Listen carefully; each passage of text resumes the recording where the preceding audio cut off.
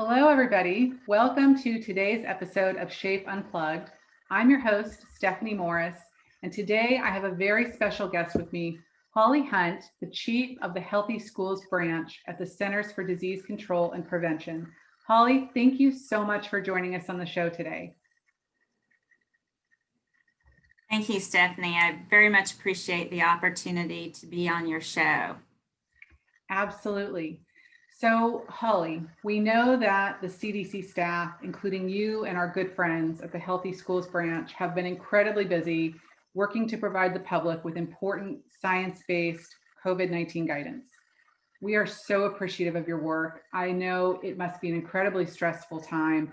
So I just always want to check in with our guests first and foremost. How are you doing? Thank you for asking, Stephanie. I am doing fine. It's really, as you just said, a super stressful time for many. And families, students, school administrators, and staff have faced so many challenges. We're just grateful to be able to provide support to school communities as they navigate the issues faced. And our staff, along with many other colleagues at CDC, are very much heavily involved in the COVID response. Absolutely. As many members of our community know, Shape America is incredibly proud of the strong partnership that we maintain with the CDC Healthy Schools Branch.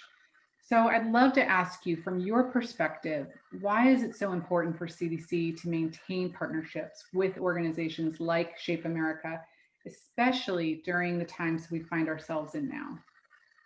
Well, Stephanie, I do want to say we absolutely rely on our partners to do the work we do in addressing our priorities to prevent chronic disease risk factors as well as mitigate COVID.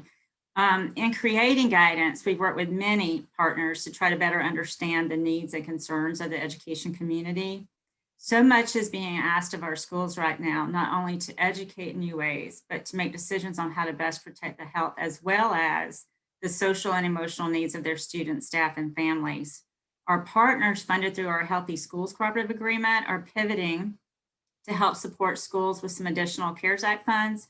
For example, the work that SHAPE has done to respond to the needs of physical education and health education teachers by developing those virtual learning opportunities that promote the guidance for school reentry, as well as the much needed instructional resources and modeled lessons for physical education taught through physical distancing and virtual instruction.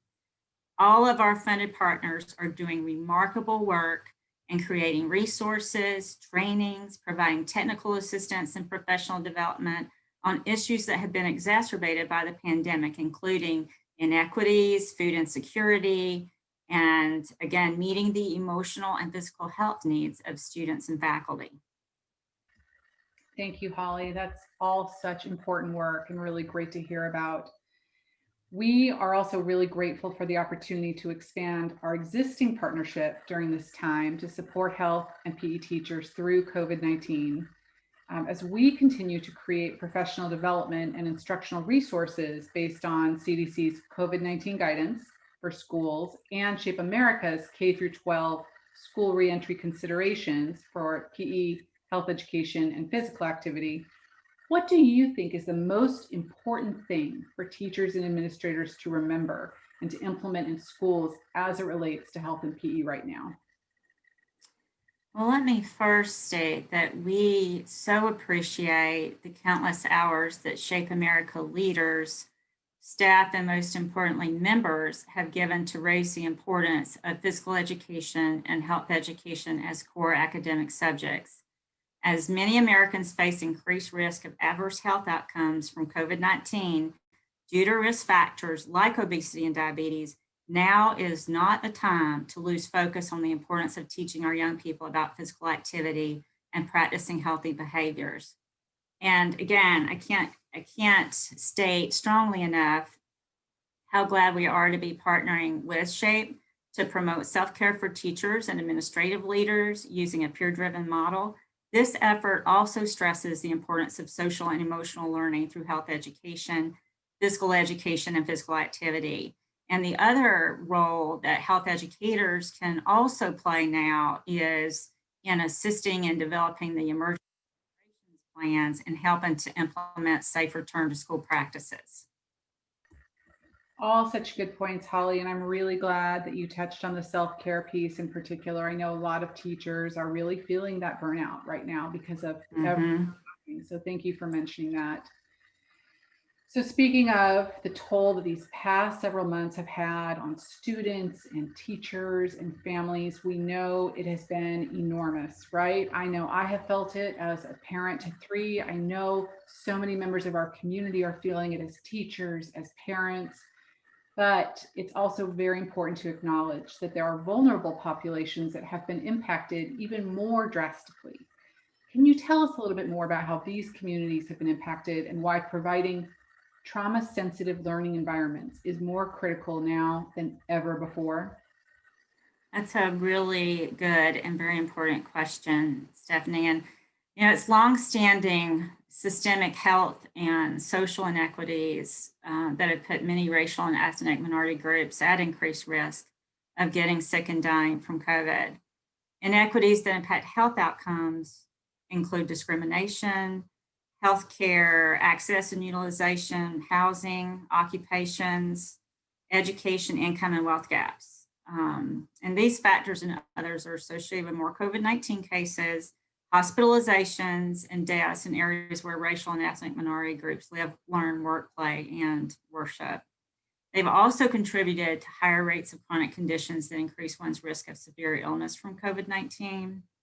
In addition, community strategies to slow the spread of COVID-19 may also cause unintentional harm, such as lost wages, reduced access to services, and increased stress for some. And we're hearing about that daily through various channels. Thank you, Holly. That's so much to absorb and consider, but it's so important right now. I'm at this time in our with everything happening within our nation.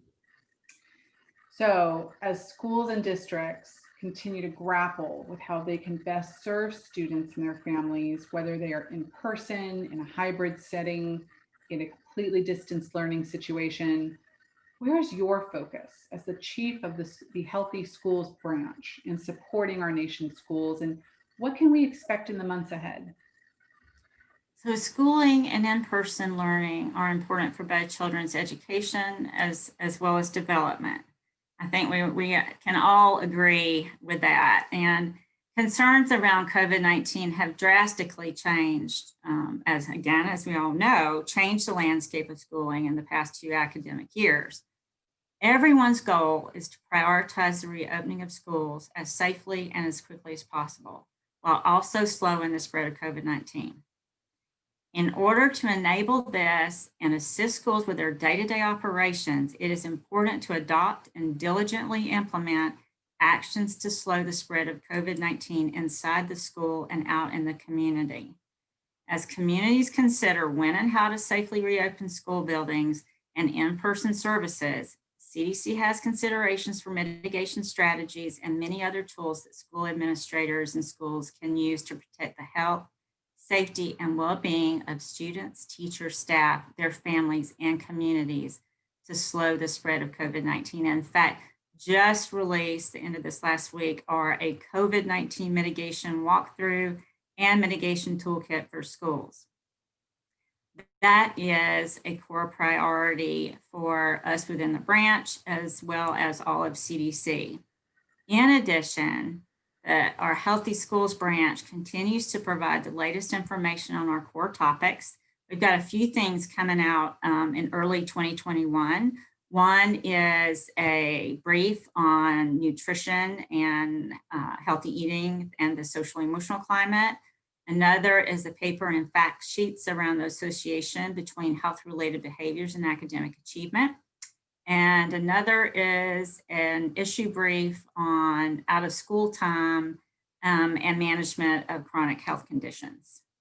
And we've got a few other things coming up in the spring as well. So stay tuned. That's incredible and so good to know about. Thank you so much for sharing about all of those just recently put out resources and things that are really right around the corner. I know that they will have an incredible impact on our education community and incredibly valuable for our members to know about today. Holly, thank you so much again for joining us today on the show. I know that members of our community really appreciate hearing your thoughts on these critical matters. And on behalf of the health and physical education community, I also want to thank you for your leadership of the Healthy Schools branch during this challenging time. I hope you know Shape America will continue to do everything we can to support you and your team. And we remain so grateful for our partnership and being able to work together to support this community to ensure every child has an opportunity to receive vital health and physical education right now. Thank you so much, Holly. Thank you again, Stephanie. And again, can't tell you how much we appreciate SHAPE, the leadership, your members. It's absolutely just one of our most valuable relationships. So thank you. Thank you for all you and your members are doing. Thank you, Holly. And to our listeners, thank you so much for tuning in today to today's episode of Shape Unplugged. And I hope that you will join us next time.